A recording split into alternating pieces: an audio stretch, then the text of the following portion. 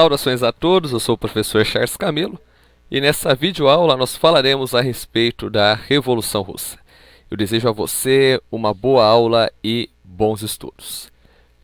Bem, senhores, primeiramente nós precisamos compreender o que foi a Revolução Russa. A Revolução Russa foi um movimento revolucionário que ocorreu entre 1917 e ela foi responsável por derrubar a monarquia no país, ou seja, o regime czarista, e culminou com a criação da União das Repúblicas Socialistas Soviéticas, ou simplesmente União Soviética, que foi o primeiro país socialista do mundo. Bem, senhores, primeiramente nós precisamos compreender as causas que levaram a esta revolução. No século XIX, a Rússia ela não passou pelas transformações que o restante do continente europeu passou. Então, no século XIX, ainda início do século XX, a Rússia ela era uma monarquia absolutista, feudal, de bases agrárias. Sendo assim, as péssimas condições dos trabalhadores levaram à proliferação das ideias socialistas dentro do país. E no ano de 1898, foi fundado por operários e intelectuais marxistas o Partido Operário Social Democrata Russo. Só que esse partido, praticamente, ele acabou se dividindo em duas facções por volta do ano de 1903. De um lado, tinha os bolcheviques, liderados por Vladimir Lenin, defensores da tomada do poder pelos operários e camponeses por meio de uma revolução, e do outro lado nós temos os mencheviques, liderados por Julius Martov, que defendia uma revolução liberal para depois implantar o socialismo. Só que a partir dos anos de 1904 e 1905, período em que ocorreu a Guerra Russo-Japonesa, a Rússia ela sofreu uma dura revolta. E a partir daí, justamente, o povo começou a pedir reformas, pedir melhorias. E um desses resultados desses protestos foi um episódio conhecido como Domingo Sangrento. No Domingo Sangrento, o povo fez uma manifestação pacífica em São Petersburgo pedindo alimentação. Sendo assim, o povo foi recebido com tiros da guarda do czar. As revoltas elas foram aumentando de tal forma que acabou culminando com o cenário da Revolução Russa de 1917. Ainda não recuperada dos efeitos da Guerra Russo-Japonesa, a Rússia ela entra na Primeira Guerra Mundial ao lado da Tríplice Entente. Sendo assim, a entrada na Primeira Guerra Mundial enfraquece ainda mais o governo imperial. E com isso, a população ela padece de fome e desemprego, visto que a Rússia, praticamente com um exército mal alimentado e faminto, se envolveu em um conflito de grandes proporções, como foi a Primeira Guerra Mundial. O czar Nicolau II ele foi obrigado a abdicar do trono e, sendo assim, os mencheviques eles lideraram um governo provisório. Inicialmente, o governo provisório foi liderado por um nobre, o príncipe Lvov, só que esse nobre ele foi substituído pelo advogado Alexander Kerensky. Os mencheviques eles defendiam os interesses da burguesia liberal. Então, sendo assim, o governo menchevique ele foi duramente combatido pelos bolcheviques. Os bolcheviques eles foram se organizando dentro dos sovietes, que eram conselhos formados por operários e soldados, e dentro desses sovietes, o soviete de São Petersburgo, na época Petrogrado, liderado por Leon Trotsky, resolveu comandar a rebelião. E nesse mesmo período, o Vladimir Lenin ele retorna do exílio e passa a comandar pessoalmente a rebelião. Então, os lemas da Revolução Russa era paz, pão e terra e todo o poder aos sovietes. Conforme a insatisfação ia aumentando, o poder dos bolcheviques ia acompanhando esse aumento. Em outubro de 1917, aproximadamente no dia 25 de outubro de 1917, o Lenin, juntamente com seus seguidores, eles conseguiram derrubar o governo provisório e instituir um governo socialista. Então, a Revolução de outubro de 17, ela teve como características a nacionalização dos bancos, o controle das fábricas e um amplo projeto de reforma agrária.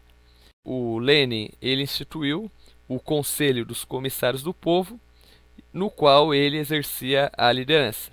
E a partir daí, ele começa a preparação para as estruturas que iria criar, o futuro Estado Soviético. Com isso, o Partido Operário Social-Democrata Russo passou a se chamar Partido Comunista Russo.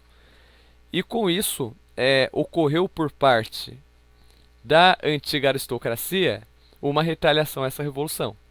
Então, os russos que eram contra os revolucionários bolcheviques, eles se uniram e formaram o Exército Branco. O Exército Branco ele era formado por oficiais da nobreza, os ex-oficiais da nobreza, formado geralmente por empresários que haviam ali perdido suas posses, e também era apoiado por potências estrangeiras, como a Inglaterra, a França, os Estados Unidos e o Japão. E com isso ocorreu a Guerra Civil Russa, que durou cerca de 3 anos. E essa guerra ela foi vencida pelo Exército Vermelho. Então, logo depois da vitória dos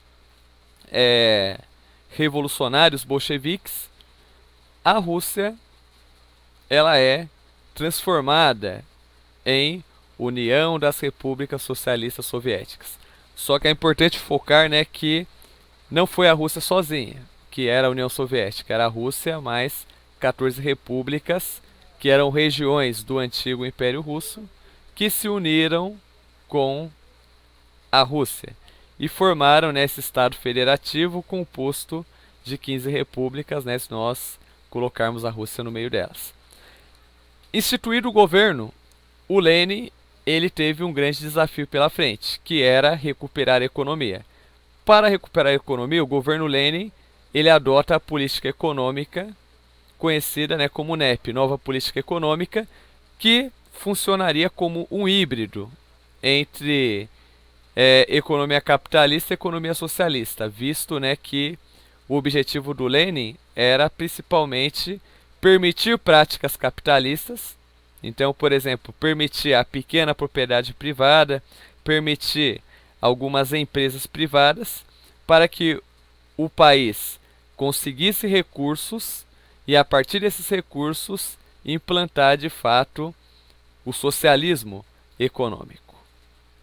Após a morte do Lenin, em 1924, houve uma disputa pelo poder. Então, de um lado estava Iosif Stalin, que era o secretário-geral do Partido Comunista, e do outro lado o Leon Trotsky, que era o comandante do Exército Vermelho.